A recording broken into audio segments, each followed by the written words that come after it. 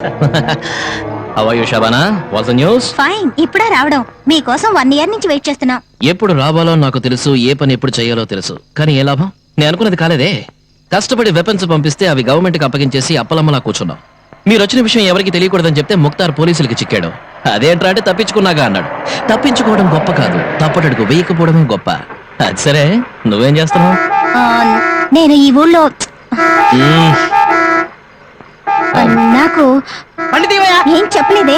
ఏయ్, సైలెన్స్!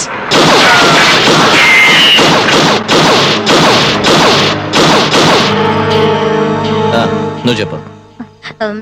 నాకు నాకు మీరేం చెప్పలేదే. కాలేజీకి వెళ్ళమన్నారు, ఆ అమ్మాయితో ఫ్రెండ్షిప్ చేయమని చెప్పారు, అంతే కదా, ఇంకేం చెప్పలేదే. అదేనే నువ్వు చేయాల్సింది. ఏం చేయాలో తెలుసుకోకుండా ఎందుకు వచ్చావు? అదైనా కరెక్ట్ గా చేసావా? పర్ఫెక్ట్ గా ఆ అమ్మాయికి బెస్ట్ ఫ్రెండ్ అయ్యాను. అది మాత్రమే కాదు, ఆ హోల్ ఫ్యామిలీ నన్ను అభిమానిస్తున్నారు. ఇంకో సంగతి, వచ్చే ఏప్రిల్ 20వ తేదీ ఆ అమ్మాయి మ్యారేజ్. నేను పెళ్లికి వెళ్తాను. ఏమన్నా? ఆ అమ్మాయికి బెస్ట్ ఫ్రెండ్ అయ్యాను. అది కాదు, దాని గురించి ఇంకేదన్నవే. ఏమిటి? ఆ హోల్ ఫ్యామిలీ నన్ను అభిమానిస్తున్నారు. అది కాదు, ఏదో మ్యారేజ్ అన్నవే. ఏమిటి? అవునవును, మ్యారేజ్. నేను వెళ్తాను. నువ్వు వెళ్తావా? ఎప్పుడు marriage? April 20. April 20th.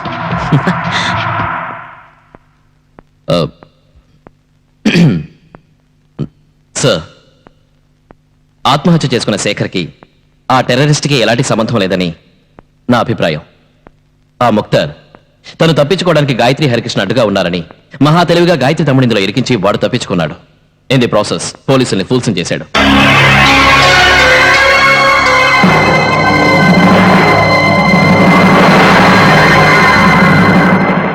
Nazreen Banu నీ ఫ్రెండ్ మాత్రమే కాదు, భారతదేశమే గర్వించే సైంటిస్ట్ అబ్దుల్ వహాబ్ కూతురు. నవలసం ఏప్రిల్ 20వ తేదీ అంటే రేపు సైంటిస్ట్ అబ్దుల్ వహాబ్ కూతురికి మ్యారేజ్. నీ ఫ్రెండ్కి ఈ పెళ్లి మండపంలో. మీ ఫ్రెండ్ మ్యారేజ్ కి మేమే చీఫ్ గెస్ట్లం. అణ్వస్త్ర పరీక్షలకి కారకులైన సైంటిస్టులందరినీ విడివిడిగా ప్లాన్ వేసి చంపలేం. వాళ్ళందరినీ ఒకే చోట ఒకేసారి చంపడానికి సరైన సమయం, సరైన స్థలం ఈ పెళ్లి మండపం. టైం ఎప్పుడో మీరే నిర్ణయించండి.